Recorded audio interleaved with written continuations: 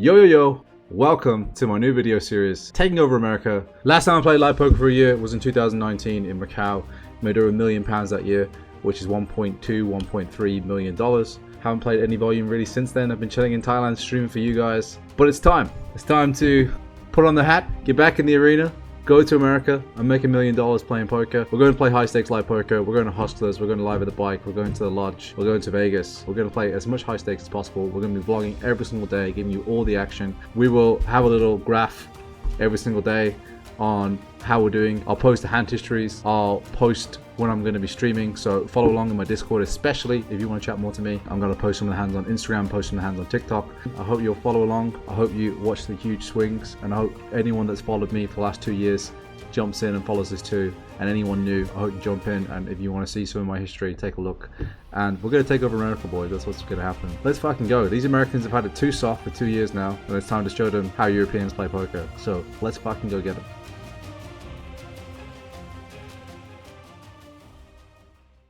Yo, check out time. We're leaving this one here. Bringing this one with us. All right, Brandon Poker, what do you got to say? See you guys in America. Yep. After Vegas, leaving Angeles City, getting the taxi soon, checking out the room. Manila to LA, American immigration should be fun, and then LA to Vegas. You're looking to me like I know. I have no idea. I don't know, cool either. We'll figure it out as we go. Yo, in Manila Airport now, just queuing for the flight. The queue is huge though.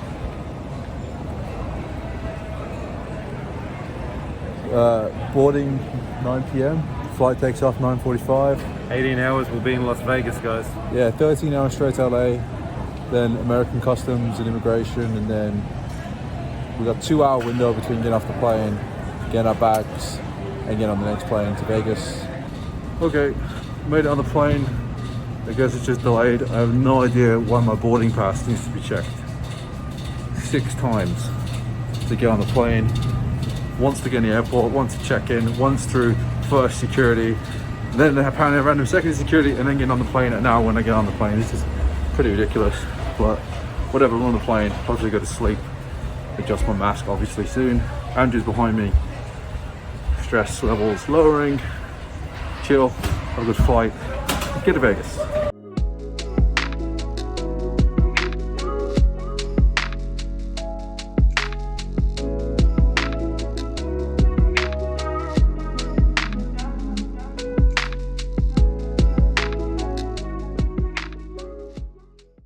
So we made it through customs. Mine was fine. Andrew got quizzed for like 5-10 minutes, but now we're waiting ages for his bag. It's gonna be tight getting the next flight, I think. If his bag doesn't come in the next 5-10 minutes, we're gonna really struggle to get on the next flight, because we've got to go out the airport into the domestics and then figure that out. So good luck us. Wow. No fucking way I was gonna miss this flight. Boarding was 8:42. It's now 9:13, and we are getting on the plane. Thank fuck for that.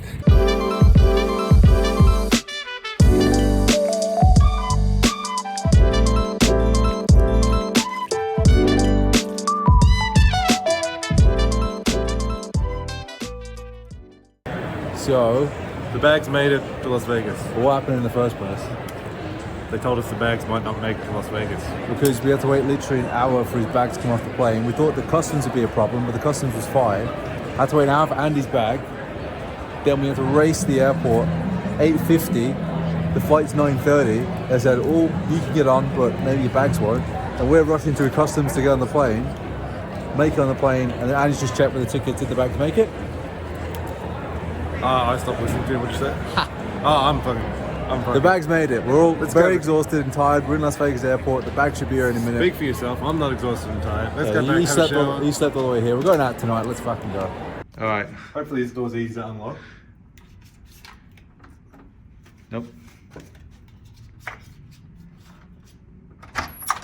Nope. Let's have a look at the room. So that is a sofa bed apparently, and that is a desk. That is a big nice TV. This is the bathroom. With a, whoa, look at that for a bathroom. Walk around the shower. Is it 2 showers? 2 showers? No, I don't know where this goes. This one goes. Oh, that's a toilet probably. Toilet was missing. 2. Bath. 2 beds. Shower. Let's go and have a look out the window. Please enjoy clean air.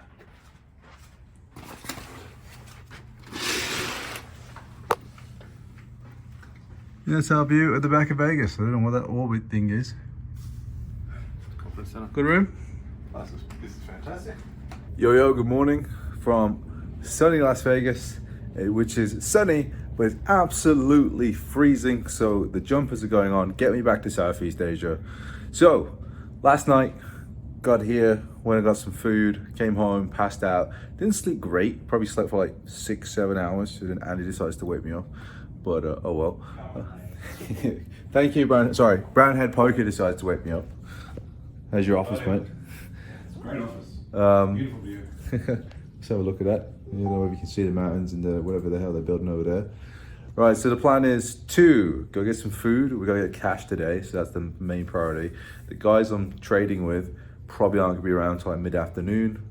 So food first. Maybe get a SIM card. I'm gonna be here for like 90 days, so a SIM card makes sense. But that's it. That's the only plans I've got. Food, SIM card, money. I can't really do anything without those, so let's go. Yo, just got back to the room, had a coffee, had a bit of a breakfast / fast food lunch. Then we went all the way to T-Mobile. It was raining in Vegas. Is that a thing? Apparently it happens sometimes. Anyway, got my T-Mobile deal. I'm here for 3 months, so I got a SIM card for 3 months. It was $50 a month for the SIM card, but unlimited everything. But then if you can get a free phone. If you basically get a free phone, so it cost me $160. I got a free smartphone, which they sell at Walgreens for $160. So now I have a spare phone in case I ever need that. So that's great. But yeah, got into it now. Gonna come back to the room to chill for a bit, do some admin, like moving money around, all that kind of shit. And then I'm gonna go to the Win and then meet some people there to get some cash, and then probably start playing some poker, hopefully. Maybe the Bellagio. I got that on that Bravo poker app to see what's going on. But yeah, that's the plan. Hopefully I can figure out how to fucking vlog at the table if I'm allowed and all that kind of stuff. So stay tuned. Hello. 58. Thank you. Okay. Yo, so thought I'd tell you about yesterday. So yesterday was get cash. So got the cash, and there was 60K in cash pretty fast. Got over 15K coming today, so I'll have like 75K in float, which is probably okay unless I lose pretty fast. So we'll see how that goes. Then we went to the Bellagio to play. There was a 100 game going, but it was semi-private. So semi-private, what the guy said was, it's private until about 5-6 p.m. and then when he leaves, it goes to a list. So if I list, I'll be in the game. So I listed. Who knows when I was going to get in. So then I joined a 10-20 game.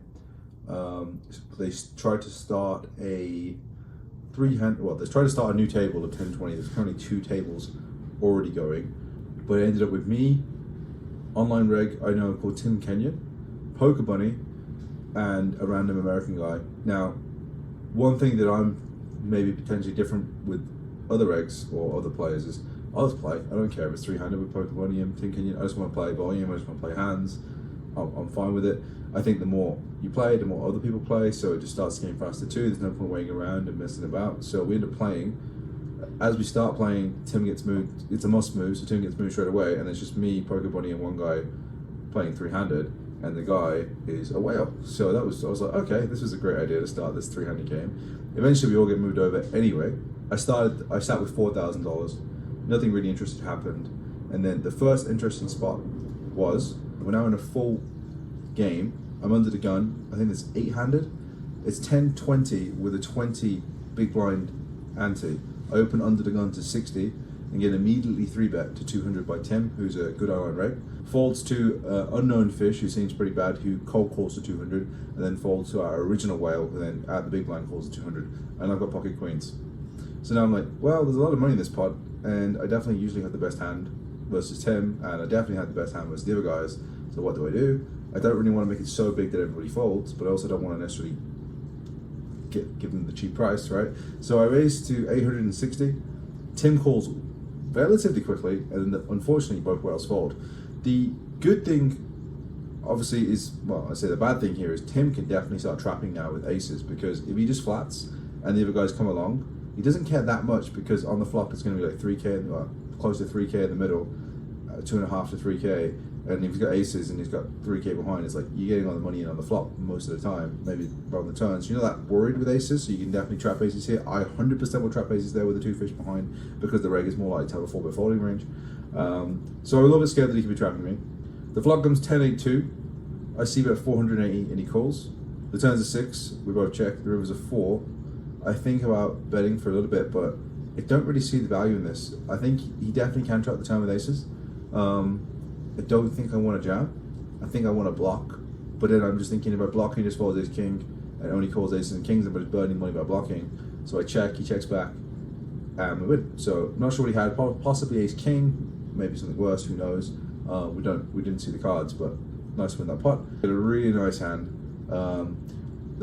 Unfortunately, the way the game ends up playing is that the one whale stacks his buddy, and then the buddy leaves, and then eventually that guy wants to leave too. So not a hit and run, but like close enough that you know the guy is hit and running, but you know whales are allowed to do what they want. So you can't really say anything. If a reg did that, we would say, "Yo, buddy, you can't just leave once you've stacked the whale." Well, you shouldn't. It's bad etiquette, but whatever. Can't really say anything to a guy that's also a whale. So that is me three-handed again. Me, Tim, and Poker Bunny. Poker Bunny wants to slow it. Doesn't necessarily want to play three-handed, but there is a few stacks that might be fish that just aren't at the table at the moment. So we say to her, look, we should keep playing, but we should play. If you don't want to play necessarily just regs, we don't want to make it look like we're not playing against each other, even though I'm happy to play three-handed anyway, because this looks really bad for everyone that comes over. Oh, we're waiting for you to play so we can play. So just play. Even if you play really slow, I said, look, if you take 3 minutes for the decision pre-flop, I'm not going to say anything. Just do what you want to do, but just don't stop playing. So we played one three-handed, ended up playing one hand three-handed, with nothing happens, and then American guy sits down. I don't know if he's a reg or a fish, possibly a reg fish, but then a few hands later, this hand happens, which was pretty fun.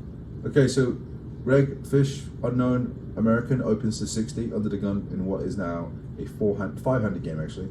I 3-bet the bottom with queens to 200, and he 4-bets me to 700, and we are 5k effective. So this is a pretty standard call. I don't think we're ever going to have much of a 5-bet range here that isn't like mega polar, so like maybe aces, maybe a few bluffs.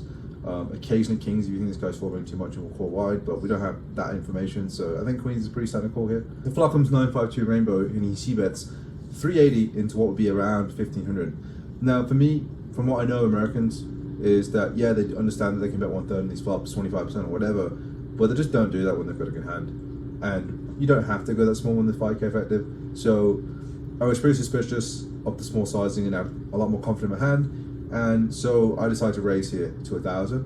I think that he will still call hands like ace king. I think the fact that I'm perceived to potentially have all the sets in this, not all the sets, but you know, perceived to have sets sometimes, because people are like, oh, he's got a value hand, what can he have? Assume that I have, you know, nines occasionally. I think people are going to always assume that I raise here with tens of jacks, and even if they have kings, I don't think they're going to 3-bet the flop. So I think it's a good raise. He calls, the turn is a brick 8, and now with the pot size being about 3,500 and having about 3,200, 3,400 behind, I think turn is where he can now start rejamming over me. It's rainbow on the turn. I don't really need to protect against anything. I'm either way ahead, way behind. Yeah, I need to protect against ace king, but that's about it. I decided to check back to reassess the river. The river's a 3, so nothing really changes on the river, and he jams all in relatively quickly. And I think about it for a second, and I decided that he doesn't always bet that small with aces and kings on the flop. He sometimes 3-bets them on the flop, although I agree, he doesn't do that all the time. And then he doesn't always jam the river with them. Sometimes they get scared and don't jam at all. Sometimes Americans, they just go for like $1,200 here a lot. They just try to get value from worse, which makes some sense to me. So I decided to fly the call, and I called pretty fast based on all the reads that I had from my experience. And he had ace-5, so that went out pretty well. So it was like a 10k pot, so got him. And then I was tapped on the shoulder and said, hey, do you want the 100-100 game? And I was like, all right, well, I guess I gotta at least try. Even if the game's shit, I gotta go and have a look. So off I go. So I finished the 10-20-20 session plus 6,300, which was great because that gave me exactly $10,300 to buy in the 100-100 game. So not free rolling, but you know, here to make some money. So 100-100 with a 100 big blind ante, straddled I'd say about 50% of the time. Occasionally we agreed around the straddles, and there was a $300 7 deuce game where everyone pays the guy with 7 deuce $300 unless you were the last guy to fold, and then you pay $500. We open king 6 of clubs to 600 at 100, 100, 200 with a 100 ante, just the straddle calls. The flop comes 639, and I bet 500. It's a rainbow turn, sorry, a rainbow flop. And I have king six of clubs with no clubs. The turn brings a 5, which gives me now an open ender and brings backdoor diamonds.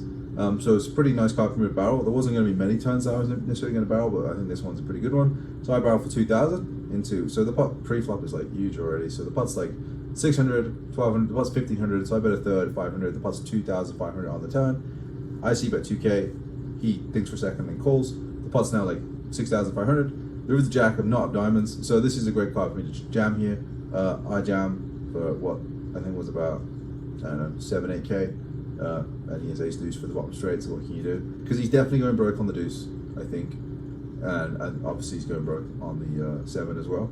So that was unfortunate for us. So we get stacked pretty fast. I'm like, oh, back down again. A few hands later, we actually get a full double, and we're like, okay, this game's pretty swingy. This is gonna be fun. Limp under the gun, which is what you love to see in a game like this. People limping. I ISO'd a 500 with ace jack off. The big blind calls. This is only there's no straddle in this hand, so it's 50, 100, 100. Limp under the gun for 100. I ISO'd a 500 with ace jack off. Big blind calls and the limper calls. The flop is jack jack 6, so I have top trips. Checks to me, I bet 600. Big blind calls and under the gun folds. Turns an 8, which doesn't really change anything. Maybe she has pocket 8s occasionally. I bet 2,500, so pretty big. She calls, so the pot is now 8,350, if my math is correct. On the river is the ace. The river's an ace, and I have 8,400 total behind. I think about it for a second. I think it's half the jab. I don't think she's going to fold necessarily a weak jack all the time. And if occasionally I got there versus 6s or 8s, then I want to get all the money, and she might not check jab herself. So I go all in for 8.4K. She calls pretty fast and shows 6s, so we got there. Then I was like, oh god, if I'd been down 2 stacks in this game, that would have been fun. But unfortunately for me, that didn't happen. And then not long later, we end up having to make a huge fold versus the same player that had pocket 6s against us. I'm not sure about this, so let me know what you think about this one in the comments, because I'm still thinking about this one. Okay, so this is how I wrote his hand history down. I said, I just made a huge fold. Pretty sure I'm right, but still sucks to fold. So let me know what you guys think about this. It's my straddle, so it's 100, 100, 200 with a 100 ante.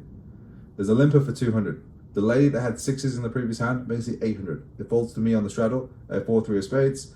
Plenty of money in there. Plenty of a reasonable hand to call with to go multi-way. I think this is fine. So I call the 800, put 600 more in the pot, and then the next guy calls too. So what's the pot now? The pot's 2,400 plus 300, so the pot's 2,700 going to a flop of 556 rainbow with 1 spade. So I've got open ended with a backdoor flush draw, and I'm in my head now. I'm thinking, am I check calling this or am I check raising? And before it even got to the action got round, I was decided that I was going to check raise versus anything like below half pot, and I was going to probably check call versus larger sizes. That was my plan. I may have changed that after the action, but that was my initial plan. But it checks through. The turn comes to king of clubs, which brings a flush draw, not mine. And now it's a spot here for me whether I want to bet or check. I think both options are fine. I think that when I'm in the straddle as well, I have way more 5x. So I think that probably leaning more towards bet and then get to bluff the river on non-clubs was the plan. So I lead out for 2K, and just the lady calls. So the pot's now 6,700. And I'm like, okay, I'm going to bluff every river here, except the club. And the river's a deuce. So like, ping! Oh, don't have to bluff when I've got a straight. This is great. So now I'm like, okay, well, this lady seems a little bit stubborn, a little bit sticky.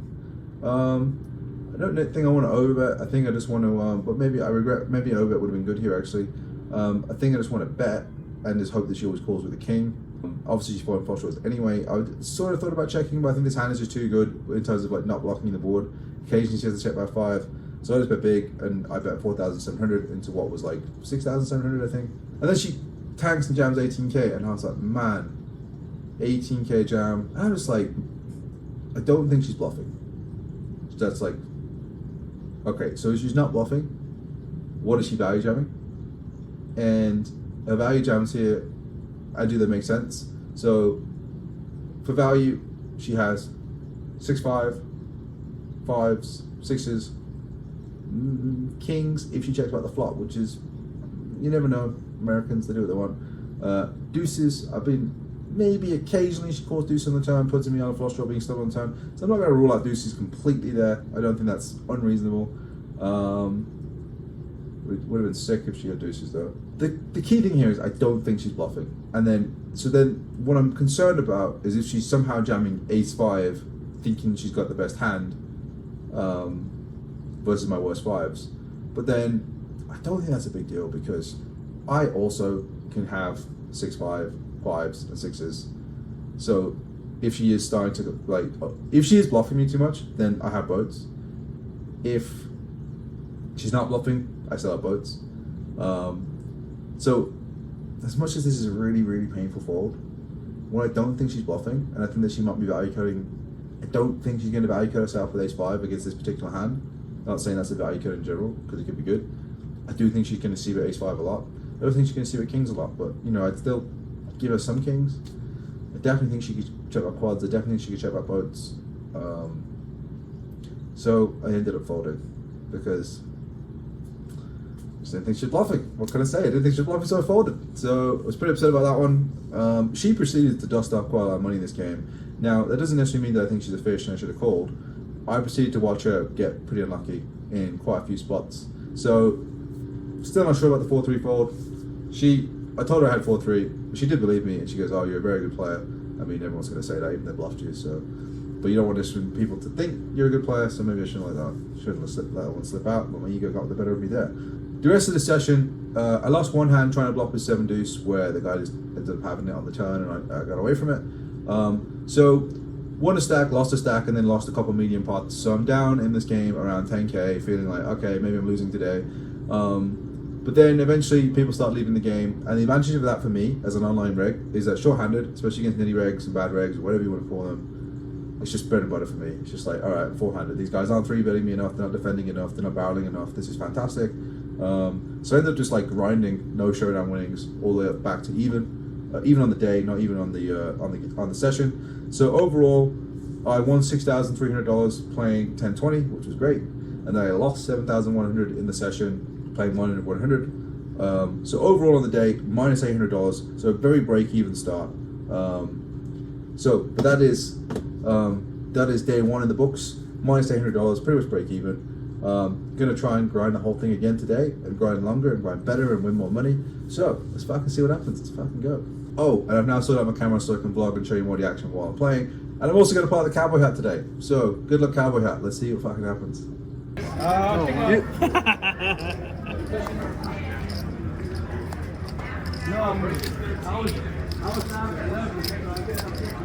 Grab it up.